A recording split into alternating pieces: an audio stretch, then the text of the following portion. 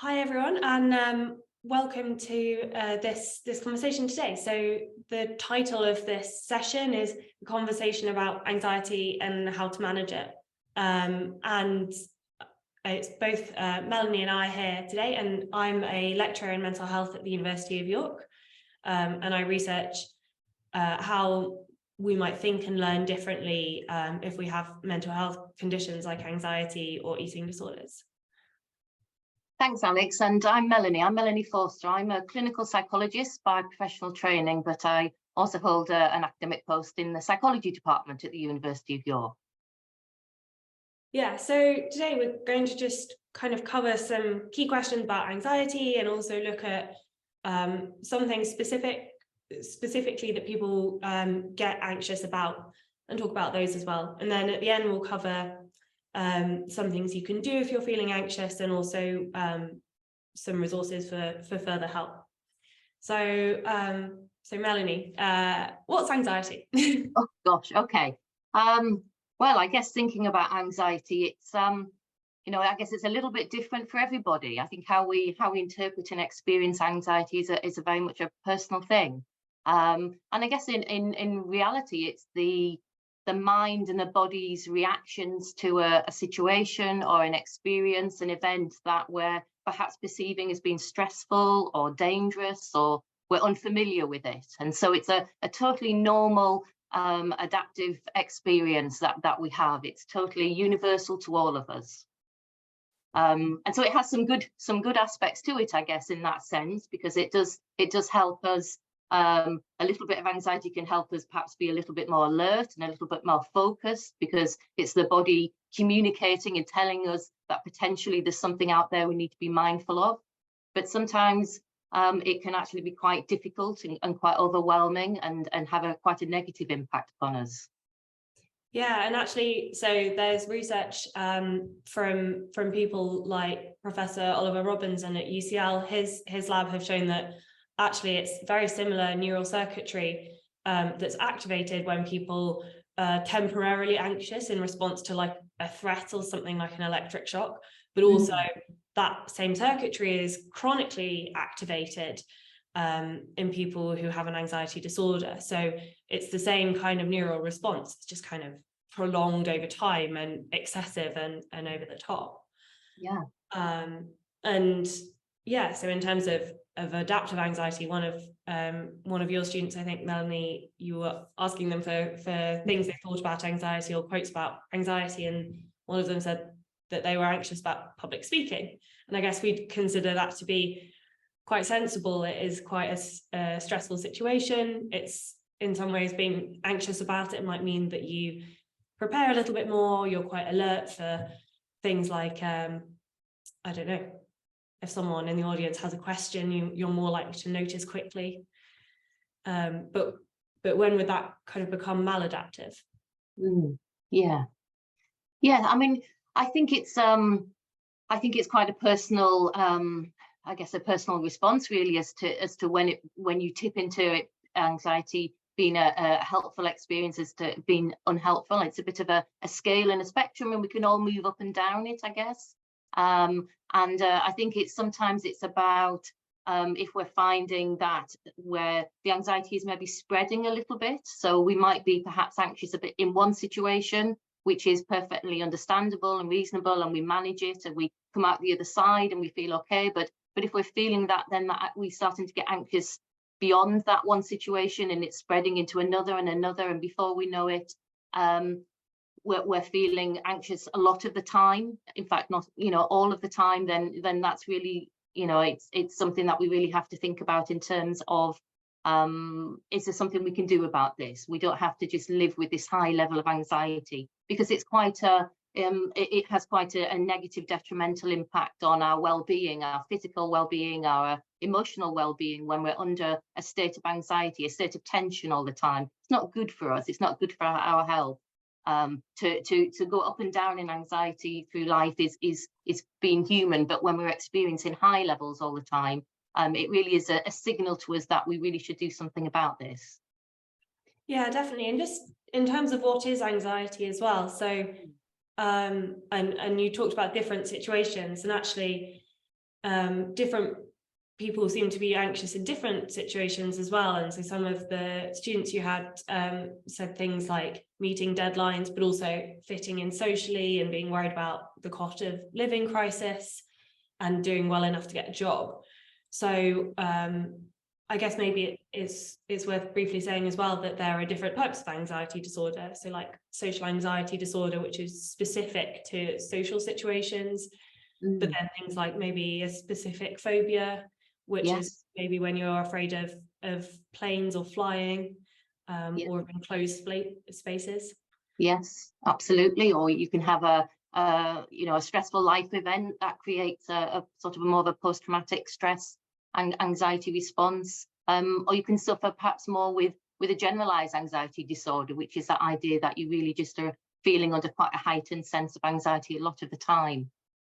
That's right. So and I guess it's also thinking about how anxiety actually impacts upon us in terms of how we experience it, because I guess different students were identifying when I was talking with them different ways they experience anxiety. So some were talking very much about feeling overwhelmed and that emotional response of anxiety, feeling panicky, feeling fearful, worrying a lot. Other students were very much talking about some of the unhelpful thoughts that they sometimes have in their mind, the anxiety-provoking thoughts, which tend to spiral. Other students were talking about that physical experience of anxiety, those physical symptoms that we get when we're, when we're feeling like we're sweating, perhaps, we get hot and bothered, we maybe have butterflies in our tummy, perhaps our heart is racing, we feel agitated, maybe we even have difficulty sleeping, we maybe go off our food.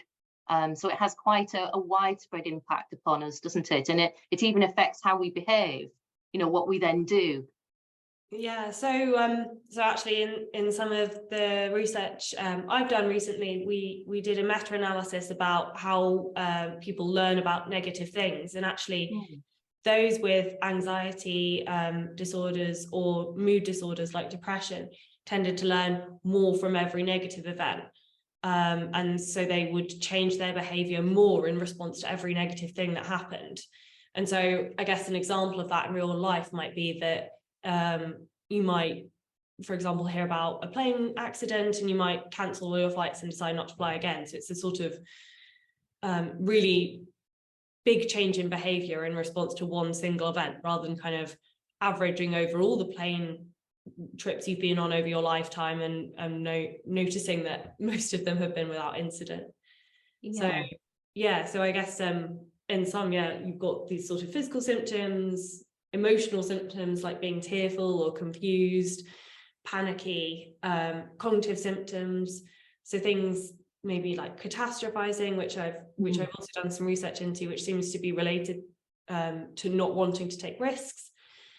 But then all of these impact on your behavior. And then one of the students said that when they're anxious, they procrastinate and sort of freeze and feel overwhelmed by everything.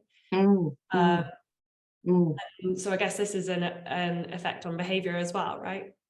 Yeah, absolutely. And I think we can all understand these experiences. I think we all have a little bit of them sometimes, don't we? But I think when as we said, they start to really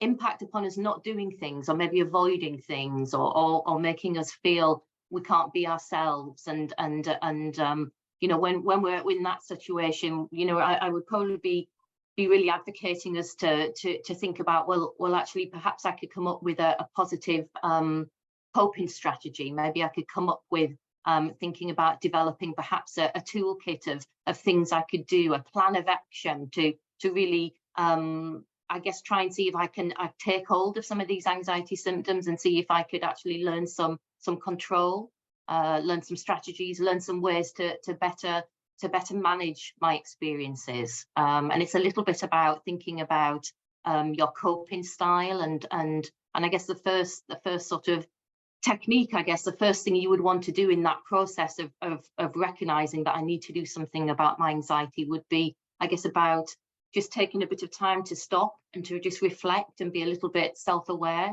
Because I think when we're anxious, we quite often have I mean, some of these feelings are very strong. They can be really very overwhelming, and the thoughts, and quite often it's sort of an unconscious experience. It's not something we're directly making ourselves happen to our bodies. It's something that just sort of seems to come from within. And I think actually the first step is about stopping and recognizing what's happening to yourself, and really trying to reflect on your experiences, reflect on how you're physically feeling, reflect on the emotions that you're experiencing, reflect on what are the thoughts going around in your mind, and just try and understand perhaps a little bit more about some of those experiences, and most importantly, what might be some of the triggers, what's actually going on in your context. And that's often the most important step to actually changing and doing something a little bit different to get back some control. So when you talk about noticing your own anxiety, or is that easy for everyone? Did different people struggle more with labeling their emotions as anxiety? Yeah, you're right. It's a skill, I guess, and like all skills, it's something we've got to practice. So if you don't naturally find this an easy thing to do, it's sometimes just about practicing and keeping going and keep trying with things. I mean, I think we've talked about anxiety and recognize that anxiety has many faces, I guess, the physical, the emotional, the thinking, also the behavioral. And I think maybe you can become self-aware of perhaps not all aspects of it straight away, but certainly we should all be able to identify the impact of anxiety upon some of those, or one of those. And perhaps that's your way into beginning to think about, okay, I'm going to just concentrate on perhaps the physical impact of anxiety, because that's something I can really feel in myself. I can feel myself getting tense. I can feel my breathing getting faster. And so that's something that I can do something about. And I think once you make a little bit of change in one area, it often has a ripple positive effect in others. And it sometimes gives you confidence to think, actually, oh, I can actually make an impact. This isn't something that I just have to accept. I can actually, I can make a change. Yeah, no, definitely. And in talking about physical things like breathing faster and things like that. So panic attacks are defined by some of these physical symptoms. So how could you maybe briefly explain like what you would say a panic attack is, and how that's different to other of the types of anxiety we've talked about so far? Well, I guess what we're thinking about with panic really is, rather than thinking about it in terms of sort of a disorder, I guess we could think about panic in terms of really quite a heightened level of feeling very anxious, and really in those moments, it's very difficult when you're actually in that moment of being panicky, very panicked, to actually be able to do something about those feelings. It's really quite, you feel yourself, it's very difficult to do something about. But I certainly think if we begin to catch things earlier, we can stop ourselves getting into that real heightened panic moment. I think one of the things it feels like when we're panicking is those physical experiences of anxiety are incredibly strong. And I think if we can tackle maybe some of those physical symptoms with some physical strategies, I think that can really bring back under control our heart rate and our breathing rate. So actually because quite often you know it can be really such an intense experience. You can feel like your heart's pounding out your chest. You might even have worrying thoughts that you're having a heart attack. I mean, it's a very scary feeling. So it might be that we maybe do the breathing exercises, the 4-5-6 exercises. I don't know if you know that one. So what are some of these strategies for dealing with? Yeah. Well, I guess the breathing one is where you potentially, the 4-5-6 is where you would breathe in through your mouth to the count of 4, and then you maybe hold that breath to the count of 5, and then you breathe out through your mouth to the count of 6. So that's your 4-5-6. Breathe in through your mouth for 4, hold your breath for 5, and then release it for 6. And you do that as a way of trying to gain control over that breathing. And you do it repeatedly for a couple of minutes, and just by really concentrating on the breathing, concentrating on 4-5-6, what you're doing is you're stopping those anxious thoughts building up and snowballing, because you're actually making your mind focus on something else, and you're trying to get that breathing better under control. And I guess at the same time, when you're physically beginning to panic, you potentially are feeling agitated, tense, and actually just doing a little bit of a quick physical relaxation would probably be quite helpful. So just focusing on all the different parts of your body in turn and just working through them systematically in terms of tensing and holding your body tense for a few seconds and then letting it release for a few seconds. So you'd start maybe with your arms and your hands, and you would hold it tense and maybe count to 5 and then just release them. And then you'd maybe think about your legs and your feet, and then you maybe would suck in your tummy and hold in your tummy for 5 seconds and then let it go. And you do that for maybe for each different parts of your body, maybe 3 or 4 times. And so this might take 3, 4, 5 minutes, but by doing this, you are just going to physically bring your system back into balance a little bit more. And are there any strategies for the non-physical symptoms? So for things like worrying or rumination, when you don't feel it so much in your body, but you feel like you can't get your head out of that spiraling feeling? Yeah. Well, I think when we're feeling anxious, we quite often unconsciously, so not deliberately, we can often fall into sort of sometimes it's called a thinking trap or unhelpful thinking patterns, and we all do this a little bit. But I think when we're feeling anxious, we tend to do it quite a lot. And so that's why this idea about when I was mentioning earlier about stopping and trying to become a little bit more self-aware and trying to sort of catch some of those thoughts or try and understand what's actually running through your mind, sort of gives you an idea about what some of those unhelpful thoughts you might be having, which all they do is potentially build your anxiety and worry rather than stopping your anxiety and worry. So I think some students were talking about snowballing, you know, the example where perhaps they maybe have got an assignment coming up and they worry about completing it, and they've handed it in, but they worry about the mark, and then they imagine in their head, what if I got a really bad mark and I actually failed that assignment? And then they're thinking, but what actually if I don't just fail it, I actually then fail the module, and gosh, that might mean I'm actually get thrown off the course. And so you can see how their thoughts snowball from here all the way to here. And I guess it's about being aware that these things are happening. We all do this a little bit, but if you know you're doing it on a regular basis, the impact that has on your feelings is that you're going to be more likely to get more anxious and more worried and more paralyzed by fear of, oh my gosh, I can't do this work anymore, it's too overwhelming. And so I think when you know, the first task is about becoming aware of your thoughts and what's going through your head. And then I mean, there's things like I guess recognizing that your thoughts and your worries are really just that, you know, so it's about recognizing that really your worries are a worry about something that might happen rather than an actual fact. And sort of sometimes just telling yourself that and actually looking at the thoughts you've caught and recognizing, okay, well, actually, is this fact or is this just a worry? And what is the evidence to support that fact? You know, what is it? Is it really true, or is this more just an anxiety and a worry that I have about something that might happen, but it probably won't happen?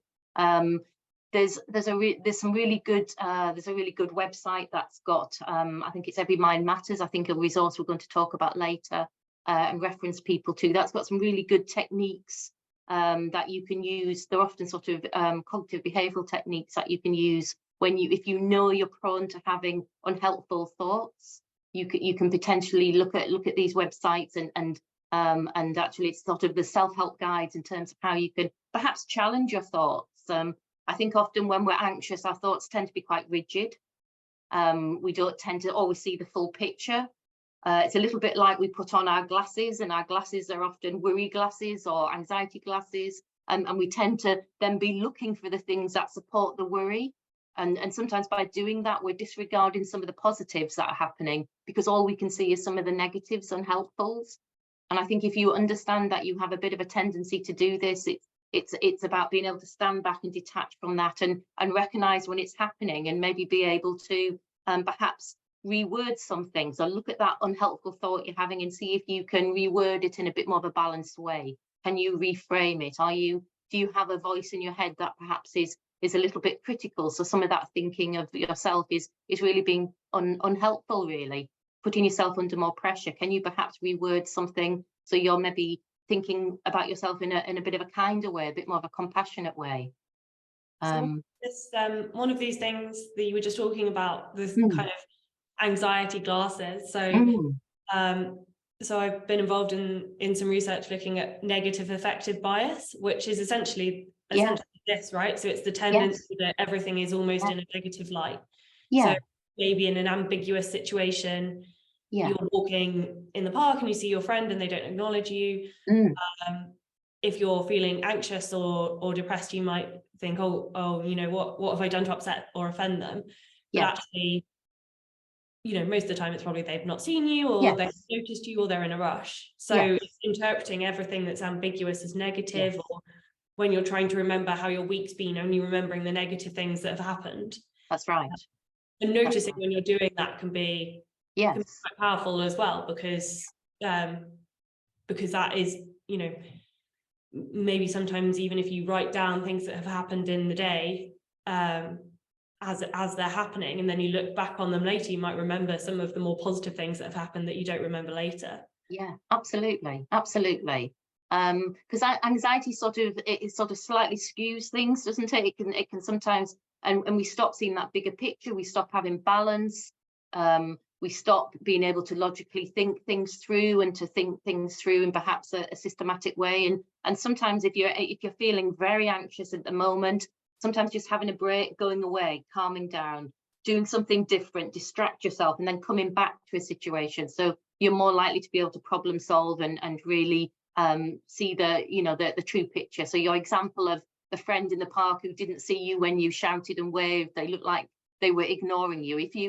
you actually just took some time and did something else and then reflected on that situation later on, you might be able, when you're feeling in a less anxious state, to perhaps think, well, is there another reason why? Can I think of an alternative reason why that person didn't look up when I shouted? Could it be they hadn't heard? Could it be they were lost in thought? Could it be they were listening to music perhaps, and they didn't actually hear me shout across the park? So sometimes just having that break away and going away and problem solving when you're perhaps in a better frame in your mind is a way of sort of I guess giving you a practical strategy, but then hopefully also by doing that, you're actually learning about yourself a little bit more and realizing actually I can sometimes jump to conclusions, which is what we often do also when we're a little bit anxious, and make assumptions that perhaps aren't always true and aren't always helpful to how we're thinking and feeling.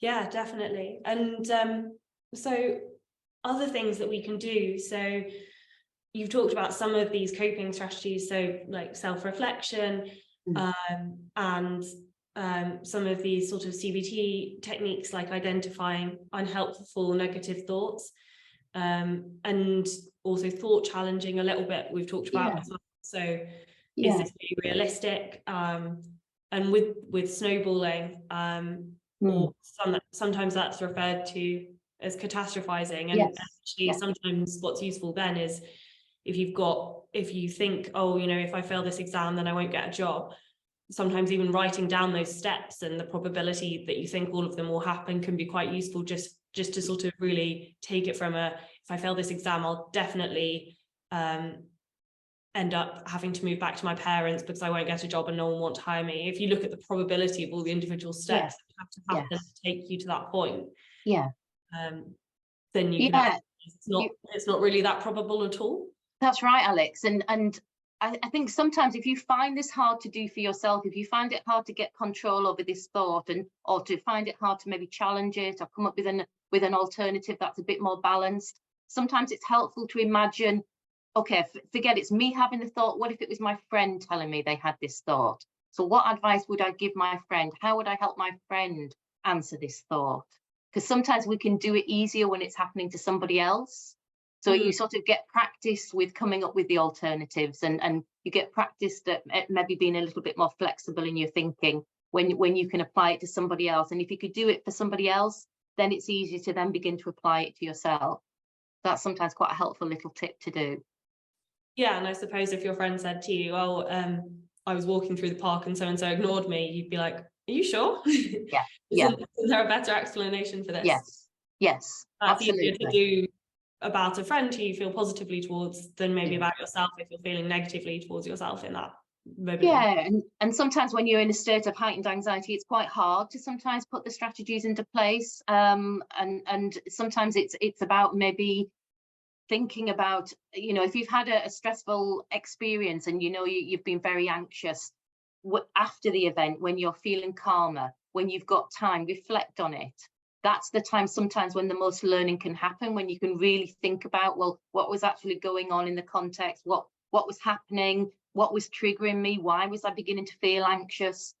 Actually, could I have done something differently? Could I have maybe, if you were sat with somebody, for example, and the person was talking and sharing their worries and anxieties about the future, if that was actually getting you more and more anxious, could you have actually just either changed the conversation, or could you have maybe said, actually, I just need to go somewhere for a few minutes, I'll be back in 10 minutes, and take yourself away? So sometimes reflecting back on a situation and thinking through, actually, how could I have handled that differently to have helped my anxiety, will help us moving further forward in the future, because we can picture ourselves. I suppose it tells us what perhaps are the moments in the future when we might be a bit vulnerable to our anxious thoughts, and then that's sort of proactively helping us problem solve.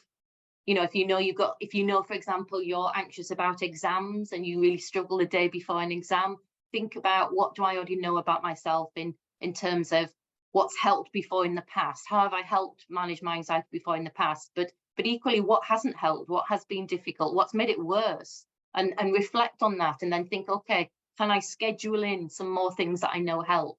And sometimes some of the things that we generally do to help promote our well-being and build our resilience in terms of just general good everyday practice are good things for anxiety. Because I think if we are generally in a better place in terms of our well-being, we're more likely to cope better with stressful life events and anxiety. We can sort of, we come from a stronger position.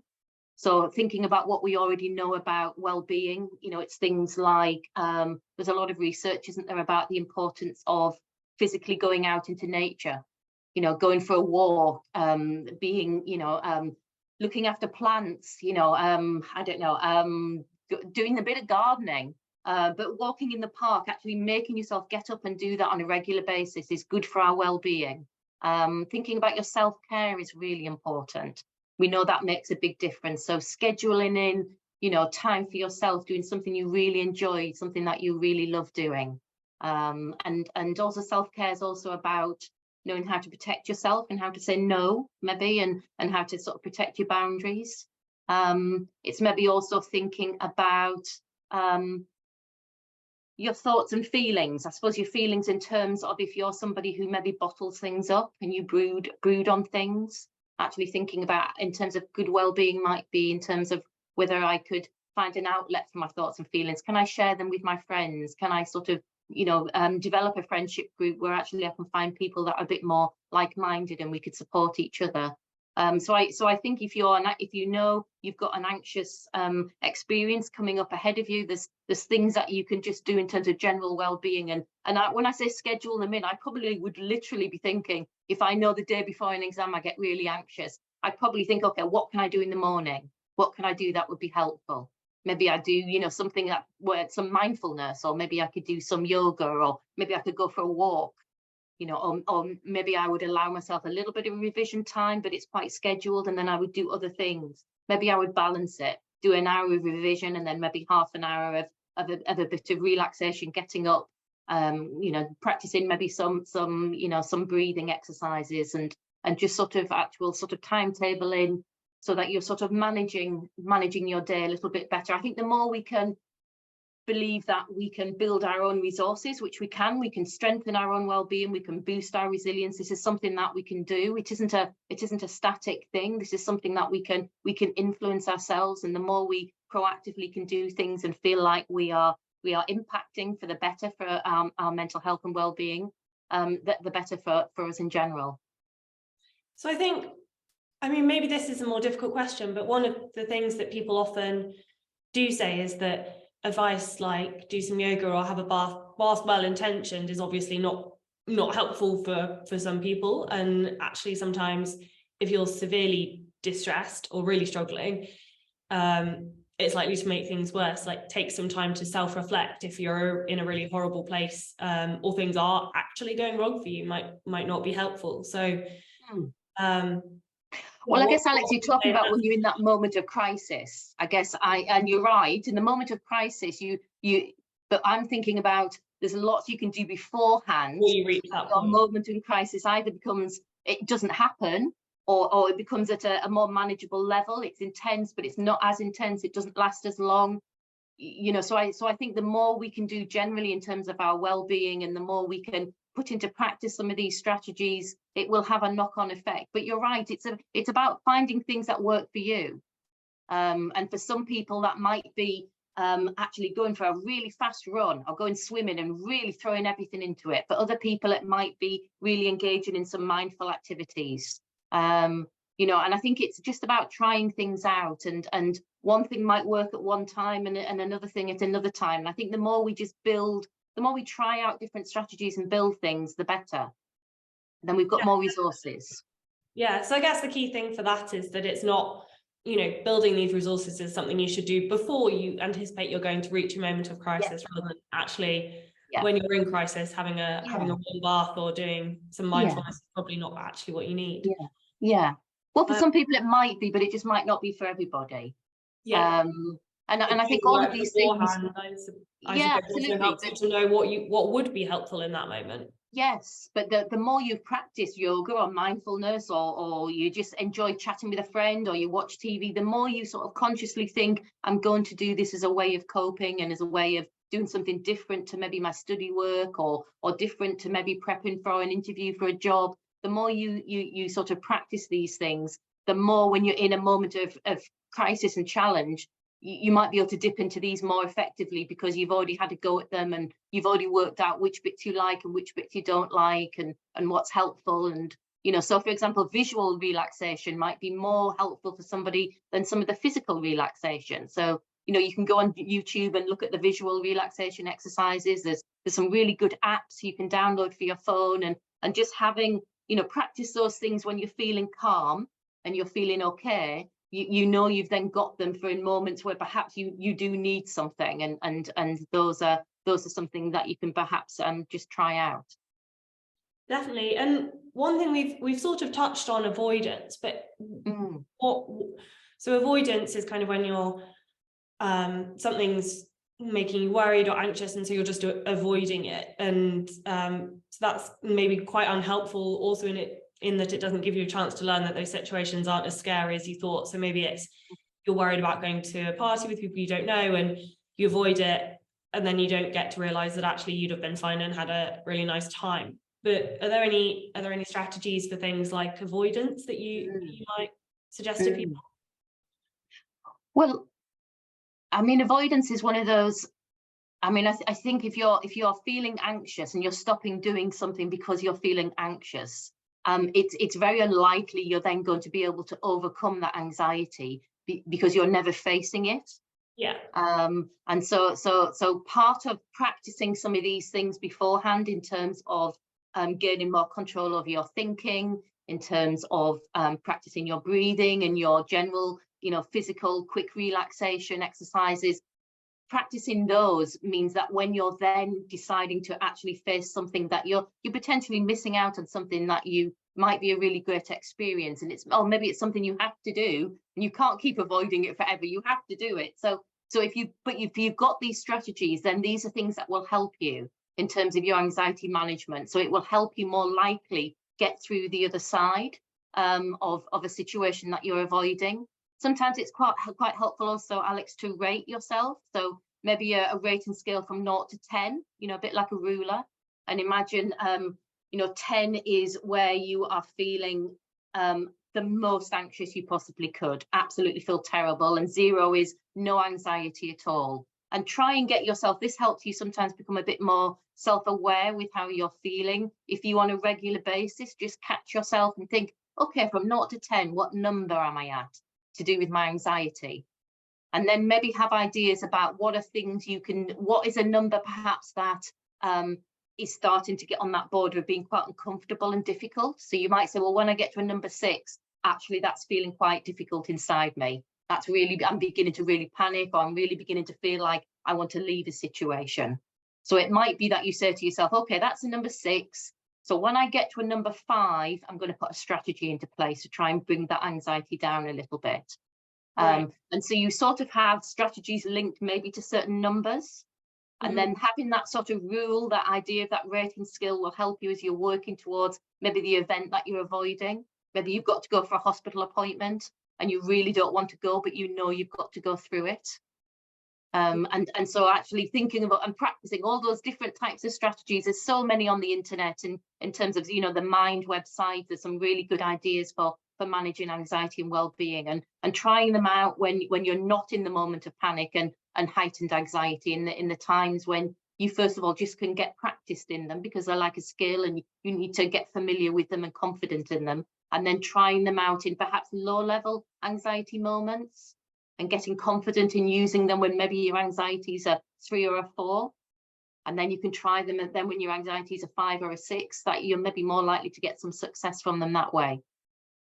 How long would it take you really to become good at using one of these strategies? Is it sort of the thing you'd work on over several weeks, or? Well, it's a very much an individual response. And I think sometimes, Alex, people realize, oh, actually, sometimes I'm doing these things and I haven't even realized I was doing them.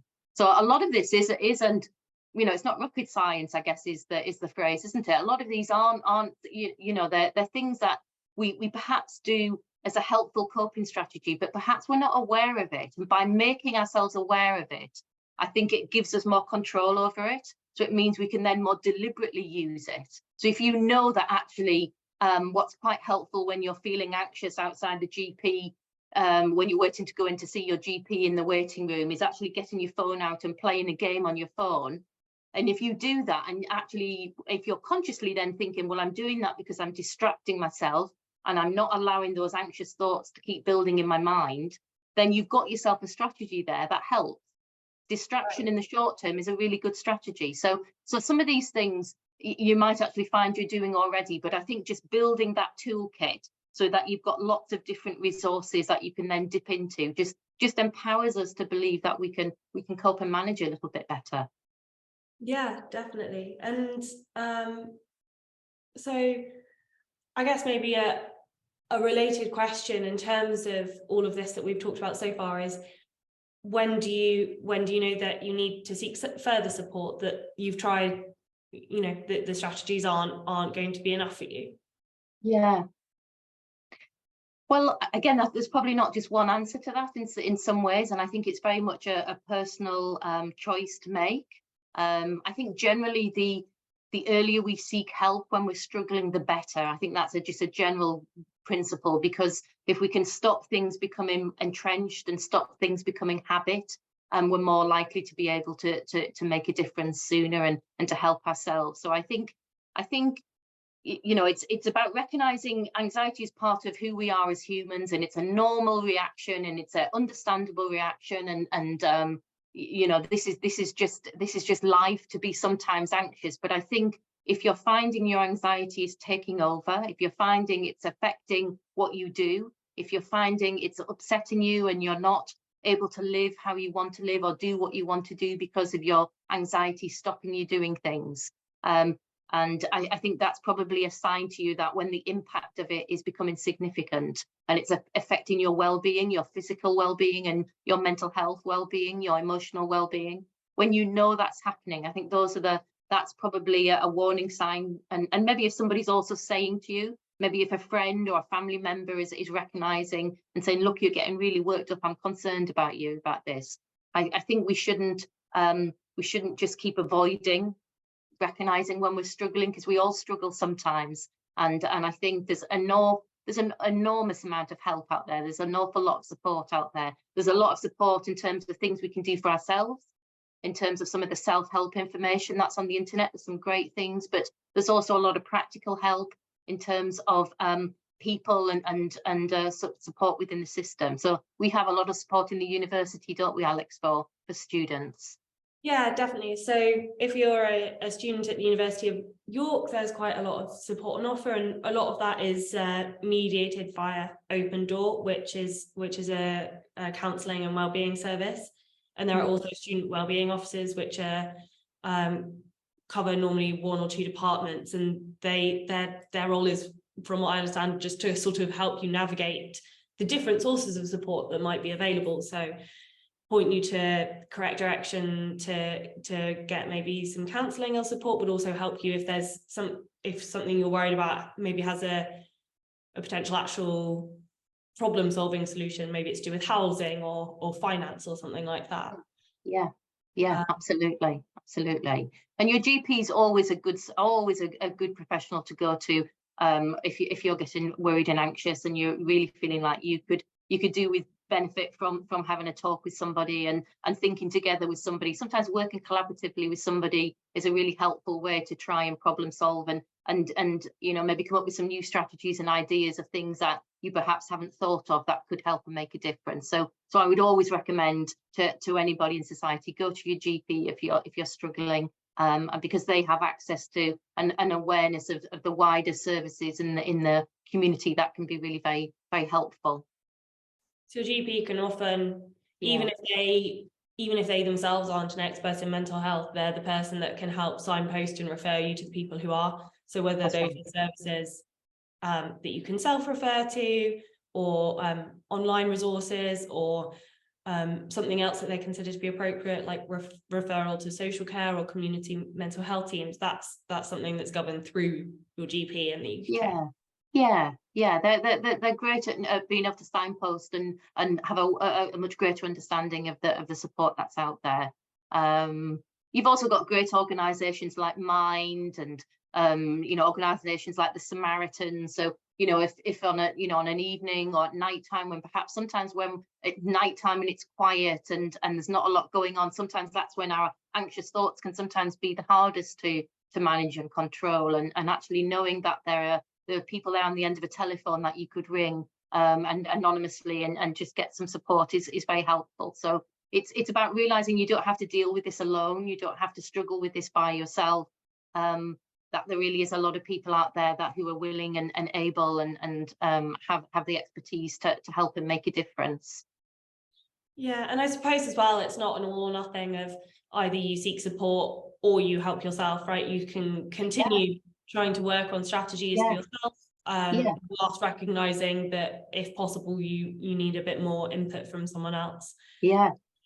And combining these different resources can also be helpful. So something like the Samaritans or other phone lines can be very useful for out when you're in the evening when your GP is not available. That doesn't mean that just because you've called the Samaritans that you then don't want to talk to your GP, or you don't additionally want to talk to a university counselling team. Because I actually think a lot of small steps make a big difference. Little things can make a big difference, and we shouldn't underestimate them. And there's a lot we can do ourselves, but there's a lot we can do to help other people too.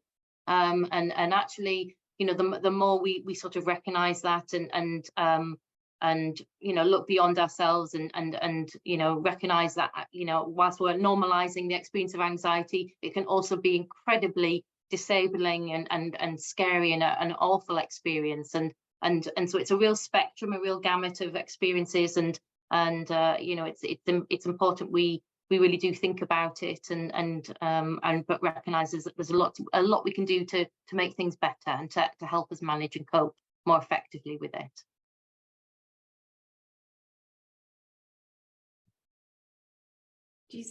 I think we've kind of covered everything there, haven't we? Yeah, I think potentially we have. I think we've talked about a lot of things, and it was great to hear from the students, wasn't it? Some of the things that they were worrying about, it because it helped us recognise that a group of students in the same class but actually have a lot of diversity and difference in terms of the things that they struggle with and the things that perhaps are most challenging, and the things that they try to help themselves feel better was very different. And I think that's the message for all of us. We can all learn from each other, so asking each other, and sometimes we think we're the only one feeling these things, but actually if we actually talk to somebody and maybe disclose that we're struggling, it's very likely that person will also have experienced similar or different struggles, but you can learn from other people's experiences, and just sharing and realizing you're not alone is really very important.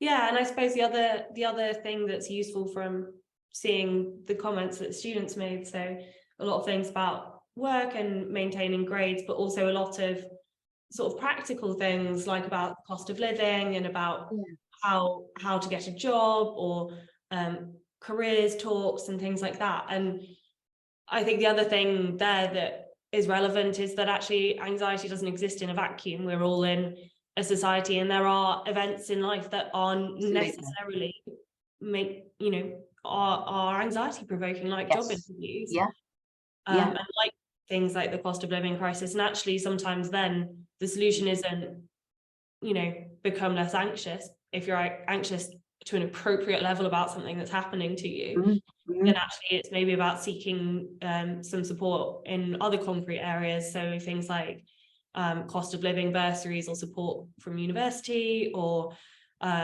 talking to people if you're having housing issues. So also about the infrastructure in the society that you live in as well.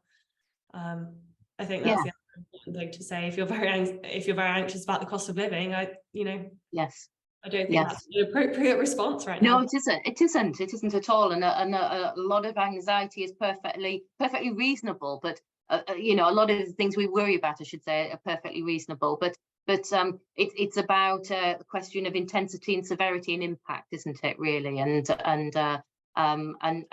if you're feeling out of control and overwhelmed by your thoughts and feelings to do with anxiety, then it's probably a signal. We should be recognizing when our body is communicating these things to us, that we experience the anxiety for a reason, and we experience the high level of it for a reason. So it's telling you, actually, this isn't something you should just live with. It's something that you actually need to do something about. It's giving us, it's a message that we should respond to rather than ignore. Yeah, kind of coming back to avoidance again. There's no point feeling anxious about something and avoiding it, and actually making sure that we're in a position where we're not avoiding things that are difficult, but problem solve them as best we can. When needed is probably absolutely perfect. Okay, is that a good place to end, do you think, Alex? I think so, yeah. So thank you everyone for being here today and for listening to us talk. There are lots of resources that are going to come up hopefully now on a slide, some for if you're a student at the University of York, but some for if you're in the general population. And the key thing really is to make sure that if you do feel like your anxiety is becoming excessive or overwhelming, or it's stopping you doing things that you would like to be able to be doing, then seek support from someone, whether it's a healthcare professional or whether it's someone else who can refer you on to the correct place. It's definitely worth making those small steps whilst you also put in place other strategies like we've talked about today to try and help your own well-being, so that hopefully you're in a position where your anxiety is less overwhelming and less of a barrier to you. So thank you everyone. Thank you. Bye-bye. Bye.